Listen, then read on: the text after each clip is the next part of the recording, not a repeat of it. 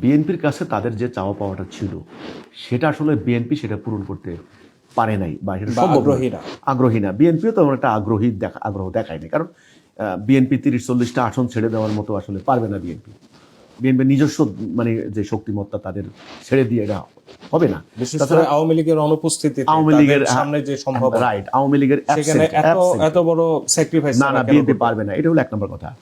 2 নম্বর হচ্ছে জামায়াতে ইসলামীকে হয়তো তারা যে অফার দিয়েছেন সেটা জামায়াতে ইসলামী নমনীয় হয়েছেন, সেটা কারণ। কিন্তু আমার মনে হয় এগুলি বড় কোনো কারণ নয়।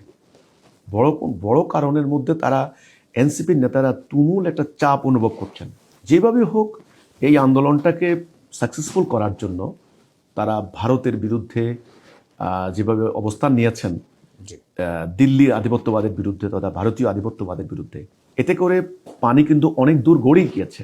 তারা নিজেদের জীবনের নিরাপত্তাহীনতার কথা অনেকে ভাবতে পারেন, এবং তারা এটাও ভাবতে পারেন যে এখন যদি তারা কোনো শক্তিশালী জোটের সঙ্গে তারা না থাকেন, তাহলে আগামী দিন যদি কোনো কারণে এনসিপি পাওয়ারে আসতে না পারে, তাহলে এনসিপি একটা সাংঘাতিক বিপদের মুখে পড়তে পারে এবং তাদের নেতারাও কিন্তু চরম একটা ঝুঁকির মধ্যে পড়তে পারে। এই একটা আশঙ্কা তার থাকতে পারে। সেজন্য তারা তড়িঘড়ি করে তারা তাদের অনুকূলে মনে করেছে জামায়াত ইসলামীকে।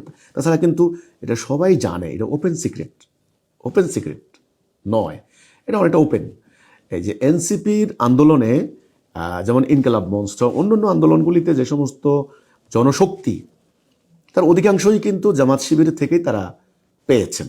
জামাত শিবিরের কর্মীরাই কিন্তু তাদেরকে শক্তি সরবরাহ করেছেন, এনার্জি দিয়েছেন, হ্যাঁ, মানে রক্ত সরবরাহ যাকে বলা হয়। এই কাজেই তারা কিন্তু এটা ভাবতে শুরু করেছেন হাদি মৃত্যুর পর তাদের নেতৃবৃন্দের হয়তোবা তাদের নিজের জীবনের আশঙ্কা তারা করছেন, অথবা তারা রাজনৈতিক চাপে পড়ার, প্রতিহিংসার শিকার হওয়ার, মানে নানানভাবেই তারা একটা আশঙ্কা করছেন যে তারা একটা সাংঘাতিক বিপদের মধ্যে পড়তে যাচ্ছে। আপনি মনে করছেন যে এই আশঙ্কা থেকে আমার ধারণা না, আমি দুটা কারণ। একটা কারণ হচ্ছে এখানে নির্বাচনের হিসাব কিতাব। আমি আগেও বলেছি এনসিপি তারা যে ডিমান্ড করেছে বিএনপির কাছে হয়তো সেটা পায়নি। এক, তখন তারা জামাতের কাছে গিয়েছে, জামাত সেটা পেয়েছে।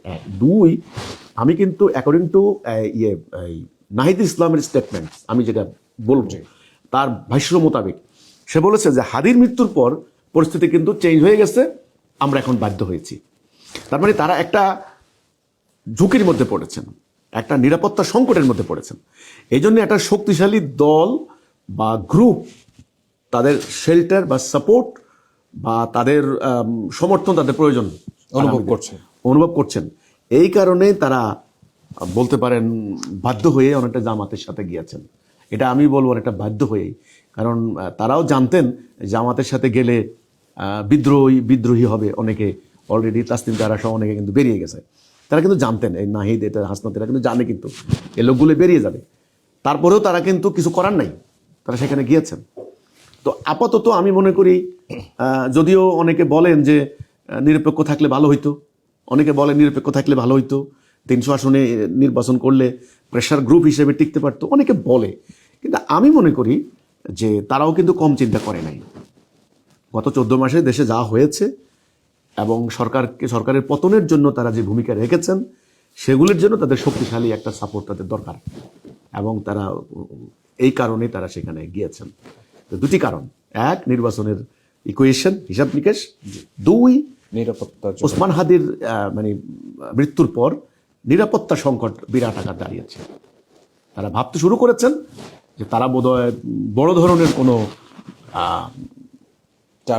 টার্গেটে পড়তে পারে। এটার থেকে তাদের অন্তত একটা সাপোর্ট দরকার আছে বা শেল্টার দরকার আছে। এটা আমার অবজারভেশন, মানে আমি তাদের স্টেটমেন্ট দেখে, পত্রিকাগুলো দেখে যা আমি বলতে পারি এটা।